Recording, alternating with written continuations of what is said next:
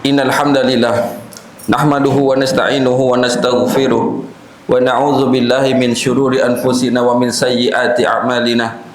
May yahdihillahu fala mudhillalah wa may yudlil fala hadiyalah. Asyhadu an la ilaha illallah wahdahu la syarikalah wa asyhadu anna Muhammadan abduhu wa rasuluhu la nabiyya ba'da, amma ba'du.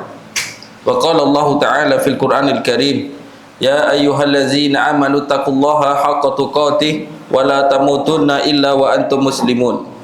Wa qala ya ayyuhan nasu taqu rabbakumul ladzi khalaqakum min nafsin wahidah wa khalaqa minha zawjaha wa bassa minhuma rijalan katsiran wa nisaa'a wattaqullaha allazi tasaaluna bihi wal arham innallaha kana 'alaikum raqiba.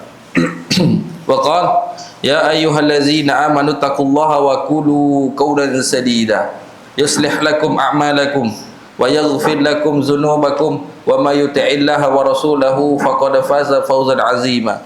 Allahumma shalli ala Muhammad wa ala ali Muhammad. Jamaah Jumat rahimani wa rahimakumullah. Insyaallah pada Jumat siang yang berbahagia ini kita akan membahas masalah tawakal. Masalah tawakal atau bertawakal ini diantara amalan hati, dan bertawakal tidaklah mudah. Secara realita banyak diantara kaum muslimin dewasa ini sudah mulai berkurang tawakalnya kepada Allah terkait masalah rezeki. Mereka menggantungkan rezekinya kepada manusia, kepada atasan, kepada pembeli. Masalah penyakit, mereka mulai menggantungkan kesembuhan kepada obat atau kepada keahlian daripada dokter. Tawakal di tengah manusia dewasa ini sudah mulai berkurang. Bahkan sebagian orang begitu besar bergantungnya, berharapnya kepada manusia, dan ini sungguh-sungguh tidak tepat. Berharap kepada manusia dalam masalah kehidupan hanya berujung kepada kepahitan dan kekecewaan. Sebagaimana sahabat Al-Jalil Ali bin Abi Thalib radhiyallahu anhu, sahabat yang mulia Ali bin Abi Thalib radhiyallahu anhu, beliau mengatakan, "Zuqtu muraratid dunya falam ajid amarra minal hajah ilan nas." Aku sudah pernah merasakan semua kepahitan dalam hidup di dunia. Ini perkataan sahabat Ali. Aku sudah pernah merasakan semua kepahitan hidup di dunia, semua kepahitan dalam hidup. Namun yang paling pahit adalah bergantung kepada manusia. Yang paling pahit adalah berharap kepada manusia. Dan memang ketika kita berharap kepada manusia, itu biasanya berujung kepada kepahitan dan kekecewaan. Kenapa? Karena itu salah.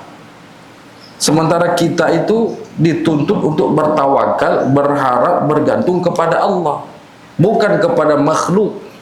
Kenapa? Karena makhluk itu lemah. Allah Ta'ala berfirman di surah An-Nisa ayat 28, wa khuliqal insanu dha'ifa, dan diciptakan manusia ini dalam kondisi lemah. Manusia lemah, maka salah bergantung. Mungkin kalau kita kasih ilustrasi, bergantung kepada manusia, makhluk yang lemah, sama seperti orang yang hendak terjatuh ke jurang dan dia bergantung kepada sarang laba-laba yang sangat-sangat rapuh. Maka bergantung kepada manusia itu salah dan berujung kekecewaan. Menggantungkan rezeki kepada atasan, kepada manusia, pertolongan kepada orang, tidak kepada Allah Ta'ala. Berbeda dengan ulama-ulama terdahulu.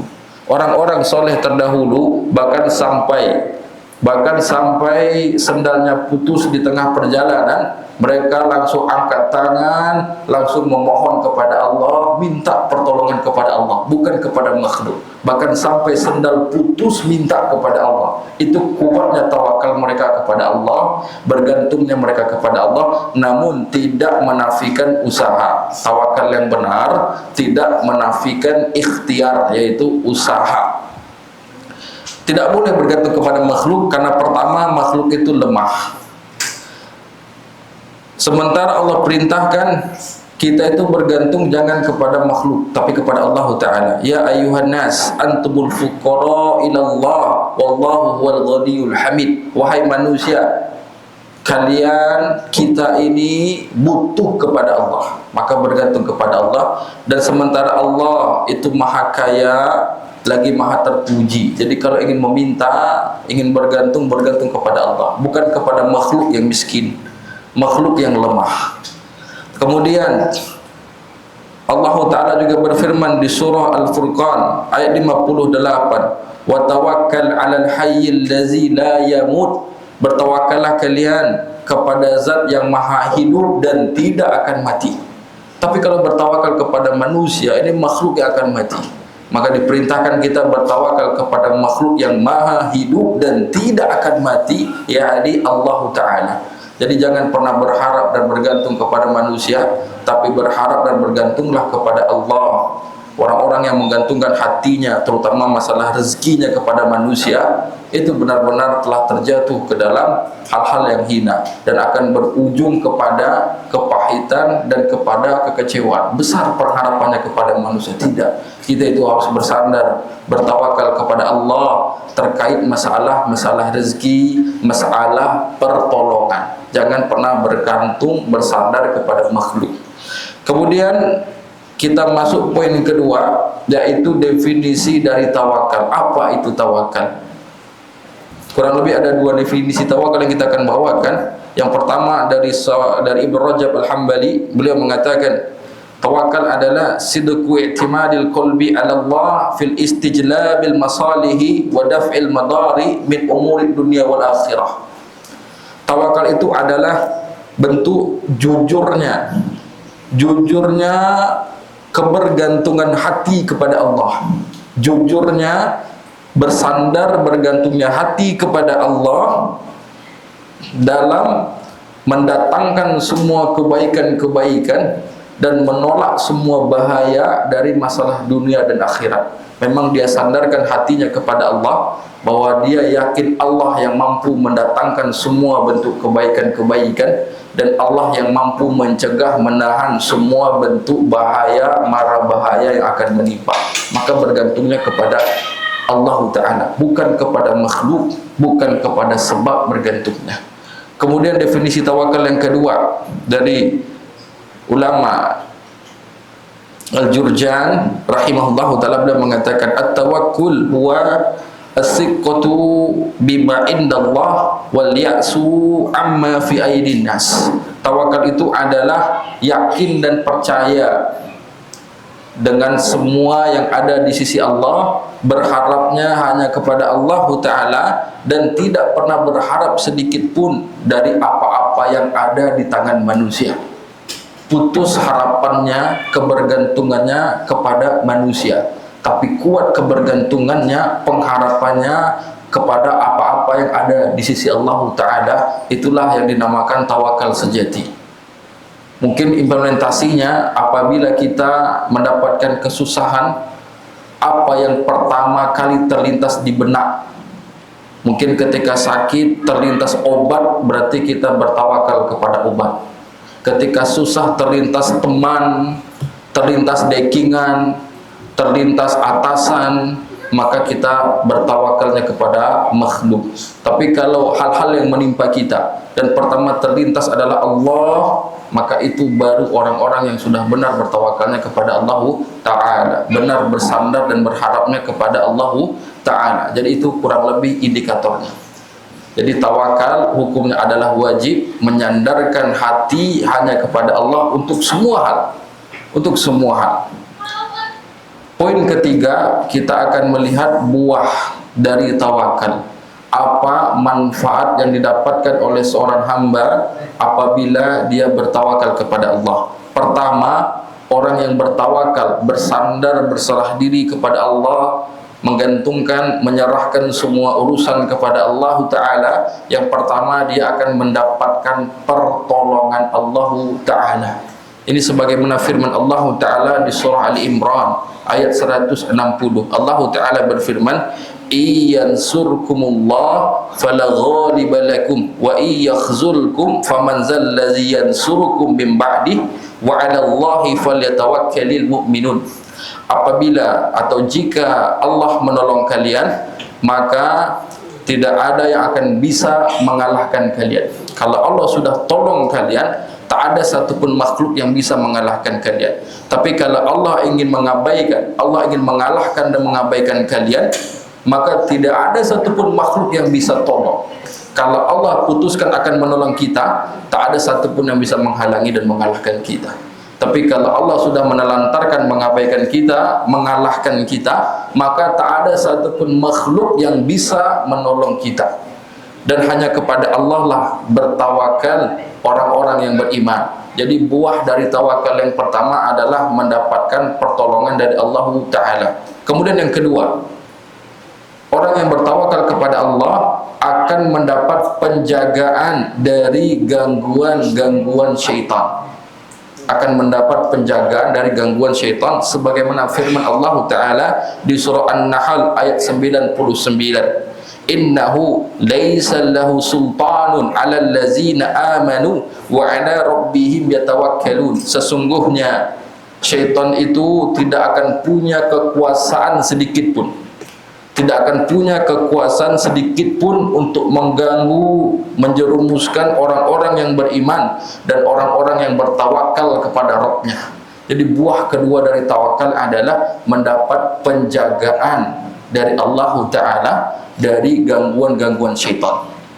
Kemudian buah tawakal yang ketiga akan mendapatkan hidayah. Orang yang bertawakal kepada Allah akan mendapatkan hidayah, kemudian kecukupan hidup, kemudian tadi juga penjagaan. Di dalam satu hadis riwayat Tirmizi, Nabi SAW mengkhabarkan kepada kita, jamaah Jumat rahimani wa rahimakumullah, Nabi SAW bersabda, iza kharajar rajul iza kharajar rajul min baitihi faqala bismillahi tawakkaltu ala Allah la haula wa la quwwata illa billah yuqalu lahu hina izin hudita wa kufita wa buqita fatatanaha lahu syayatin fayaqulu syaitanun akhar kaifa laka birrajulin faqad hudiya wa kufiya wa buqiya. Rawahu Tirmizi. Nabi SAW bersabda, apabila seseorang keluar dari rumahnya dan dia baca doa bismillahi tawakkaltu ala Allah la haula wa la quwwata illa billah, dengan menyebut nama Allah, aku bertawakal hanya kepada Allah, tidak ada daya upaya dan kekuatan kecuali dari Allah. Bismillahi tawakkaltu ala Allah la haula wa la quwwata illa billah. Tidaklah seseorang keluar dari rumah dan mengucapkan doa tadi, melainkan akan diucapkan kepadanya, akan diucapkan kepada orang itu, akan ada ucapan untuk orang itu, hudita wa kufita wa buqita, engkau telah diberi hidayah, engkau telah diberi kecukupan, dan engkau telah diberi penjagaan dari mara bahaya dan penjagaan dari godaan-godaan syaitan, hingga menjauhlah syaitan terbirit-birit dari orang tadi, sehingga syaitan pada lari menjauh dari orang tadi yang telah membaca doa tadi. Fayaqulu syaitan akhar, karena melihat syaitan menjauh, menyingkir dari orang yang membaca doa tadi, maka ada syaitan lain berucap kepada syaitan yang telah lari menyingkir tadi. Apa kata syaitan yang lain? Kaifa laka birrajulin, hei, bagaimana caranya engkau akan mengganggu orang itu? Kenapa? Karena sungguh orang itu telah diberi hidayah oleh Allah, telah diberi kecukupan rezeki oleh Allah, dan telah dijaga oleh Allah. Masya Allah, dengan mengucapkan doa tadi, maka syaitan akan lari, menyingkir, menjauh dari orang yang membacanya, sehingga dia bisa terlindungi dari godaan syaitan dan mara bahaya, dicukupkan masalah rezeki, dan dia mendapat petunjuk dalam menjalani hidup. Itu buah dari tawakal yang kedua. Yang pertama tadi mendapat pertolongan Allah, yang kedua adalah mendapat penjagaan, hidayah dan kecukupan dari Allah Ta'ala. Kemudian buah tawakal yang ketiga, maka seseorang itu akan mendapatkan kecintaan Allah Ta'ala karena bersandar dan bergantung, berharapnya dia kepada Allah Ta'ala. Sebagaimana firman Allah Ta'ala di surah Ali Imran ayat 159, فَإِذَا عَزَمْتَ فَتَوَكَّلْ عَلَى اللَّهِ إِنَّ اللَّهَ يُحِبُّ الْمُتَوَكِّلِينَ. Apabila engkau bertekad mengerjakan sesuatu, apabila engkau sudah bertekad ingin mengerjakan sesuatu, maka bertawakallah kepada Allah.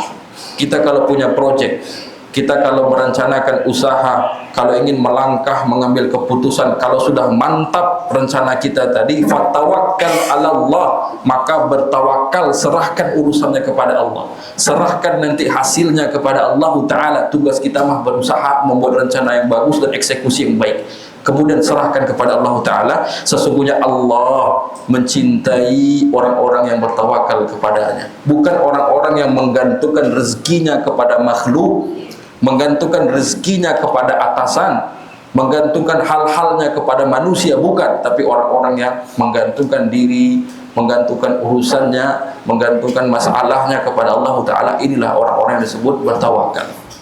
Kemudian ini terakhir dan yang paling penting, orang yang bertawakal maka rezekinya akan dijamin.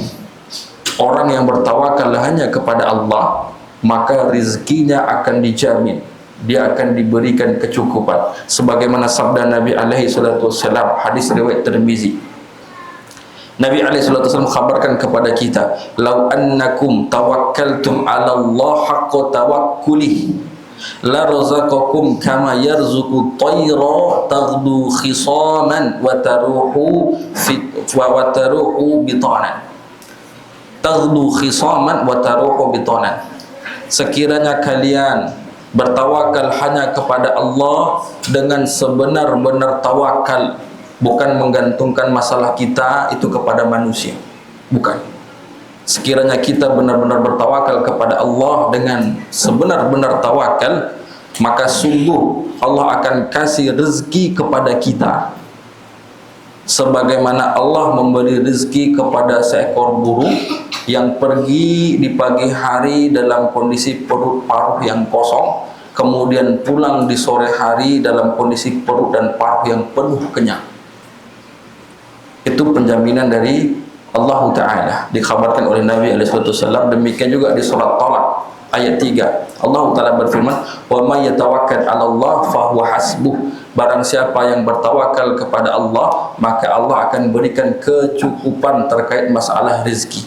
Jadi masalah rezeki ini jangan pernah gantungkan kepada relasi, gantungkan kepada link, kepada klien, gantungkan kepada makhluk, menggantungkan rezeki kepada atasan, kemudian pertolongan mengandalkan A, B, dan C. Enggak, itu namanya bukan tawakal.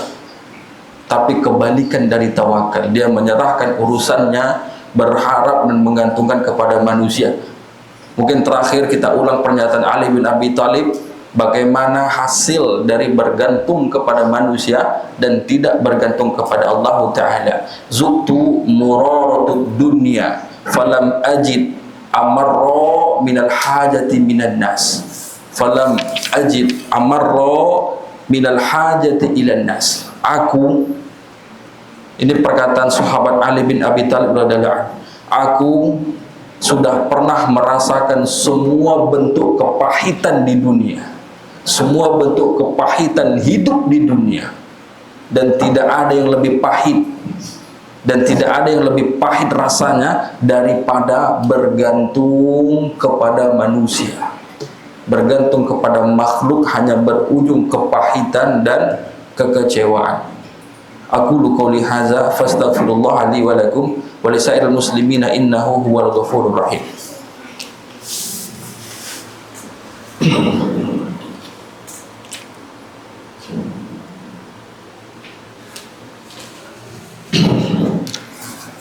Alhamdulillah hamdan katsiran thayyiban mubarakan fih kama yuhibbu rabbuna wa yarda. Asyhadu an la ilaha illallah wahdahu la syarika lah wa asyhadu anna Muhammadan abduhu wa rasuluhu la nabiyya ba'da, amma ba'du. Allahumma sholli ala Muhammad wa ala ali Muhammad. Jemaah Jumat rahimani wa rahimakumullah. Di khutbah singkat yang pertama kita telah mengupas definisi dari tawakal, bahaya ketika bersandar hanya kepada manusia, tidak kepada Allah. Kemudian juga kita telah membahas poin ketiga, yaitu manfaat, buah dari bertawakal yang sangat agung dan sangat luar biasa. Maka mulai saat ini jamaah Jumat rahimani wa rahimakumullah, untuk semua urusan, untuk semua perkara, pengharapan, maka semuanya kita arahkan, kita serahkan kepada Allah Ta'ala. Jangan lagi bergantung kepada makhluk, jangan lagi mengandalkan makhluk terkait masalah rezeki dan terkait masalah pertolongan, kemudahan dan lain-lain hal, tapi bergantunglah kepada Allah yang zat yang maha kaya, dan bergantunglah kepada Allah yang semuanya akan membantu. Manusia lemah, manusia itu tanpa pertolongan Allah tidak akan bisa melakukan apapun. Bahkan hal sepele pun itu bisa terjadi dan terwujud atas izin Allah Ta'ala. Jangan pernah bergantung mengagungkan makhluk, tapi bergantung dan agungkanlah Allah Ta'ala terkait masalah rezeki.